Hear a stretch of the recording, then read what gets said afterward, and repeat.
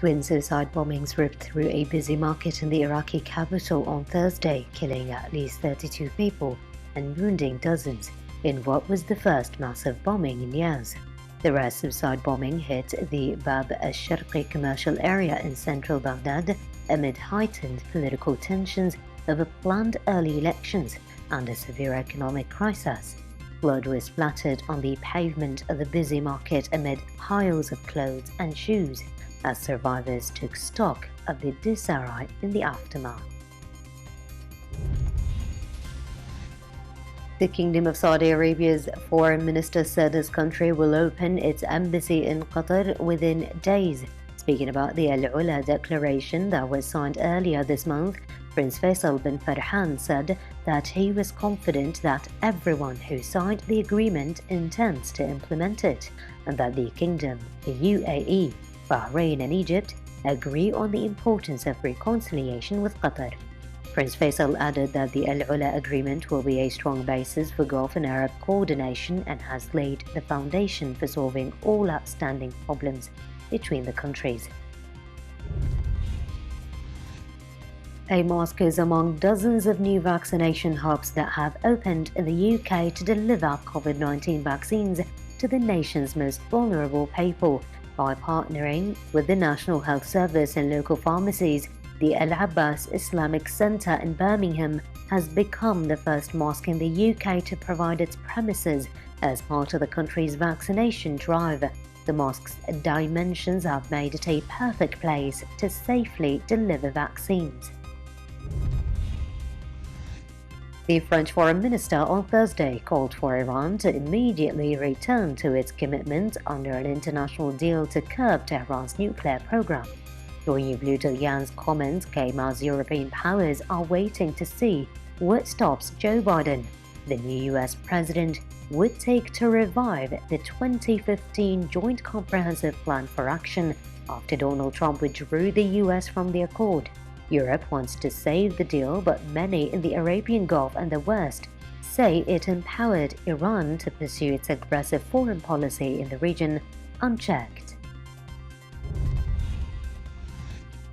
Pfizer has slashed in half the volume of COVID-19 vaccines it will deliver to some EU countries this week as frustration over the US drug maker's unexpected cut in supplies grows. Romania will get 50% of its planned volume this week, and supplies will only improve gradually, with deliveries not returning to normal until the end of March. Authorities said it was a similar situation in Poland, which on Monday received 176,000 doses, a drop of around 50% from what was expected. New U.S. President Joe Biden signed 17 executive moves just hours after his inauguration on Wednesday, moving faster and more aggressively to dismantle his predecessor's legacy than any other modern president. Biden issued a flurry of executive orders, memorandums, and directives to agencies, his first steps to address the coronavirus pandemic and undo some of former President Donald Trump's signature policies.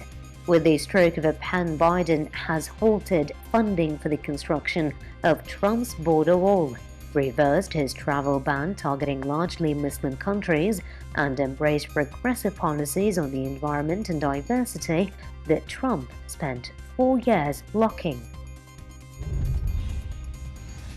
India has begun what is the world's biggest COVID vaccination campaign so far, deploying hundreds of thousands of health workers with the training and support of the UN World Health Organization. According to media reports, an estimated 10 million health workers are targeted to be vaccinated in the first round, followed by other frontline workers such as police, security forces, and municipal staff, with plans to inoculate 300 million people by August. At the provincial level, WHO also supported implementation and monitoring of health policy, such as developing standard operating procedures, preparing technical briefs, and providing best practices from other parts of India, as well as other countries. Germany's lockdown was extended until February 14th, and stricter mask rules were imposed for people in shops and on public transport, as Chancellor Angela Merkel warned that the country must act now to prevent COVID-19 case numbers from spiraling. A document drawn up by Merkel's government and the 16 state premiers described the coming weeks as crucial, citing the threat posed by new variants of coronavirus that are more infectious than the original. Germany has closed schools, non-essential shops, bars, restaurants and leisure and cultural facilities under a lockdown that has been incrementally tightened since early November. The Lebanese Health Ministry's Scientific Committee on Combating the Coronavirus Pandemic has recommended extending lockdown by at least 2 weeks. In the past week, the country registered a new record for daily coronavirus disease cases. More than 78,812 cases were recorded in the past 20 days, which has led doctors to conclude that Lebanon has lost control over the virus. Pending the decision of any lockdown extension, Hani Bouhasli, head of the Syndicate of Importers of Foodstuffs in Lebanon, has called on relevant authorities not to improvise or rush into any decisions, especially those related to food security of citizens. Suddenly, the outlook for oil prices has changed dramatically. From a situation at the end of last year when there were talks of Brent crude stuck at $50 to $55 per barrel, many experts are now looking for upward of $60 in 2021, with some of the more bullish targeting $65 by this summer. The big three of the American financial scene, Bank of America, Goldman Sachs and JP Morgan, have all recently come out with positive outlooks for oil for the rest of the year. Joe Biden's new U.S. administration has hinted at pursuing a hardline foreign policy approach to dealing with NATO member Turkey, with American-Turkish bilateral relations already strained. Antony Blinken, Biden's choice for Secretary of State, on Tuesday accused Ankara of failing to act like an ally, and the top diplomat said Washington would consider whether further sanctions on Turkey would be implemented over its controversial purchase of the Russian S-400 air defense system. The team behind the UK's main COVID-19 vaccine, developed at Oxford University, is preparing to update the inoculation to be resistant to new strains of the virus. British newspaper The Independent reported that the team is mobilising this new effort in response to the variants seen in the UK, South Africa and elsewhere. The efficacy of the current vaccine against the most common strains of COVID-19 is being assessed by scientists from the university, with preliminary results expected towards mid-February.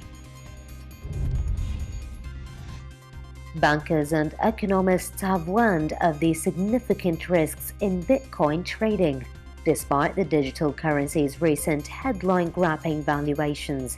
Introduced in 2008, Bitcoin surged to a record high on January 8th of $41,530 before retreating to $35,529 on January 20th. Bitcoin started as an instrument for the movement of money denominated in US dollars and away from the conventional banking system, but soon transformed into the independent digital currency that is valued purely on the basis of supply and demand.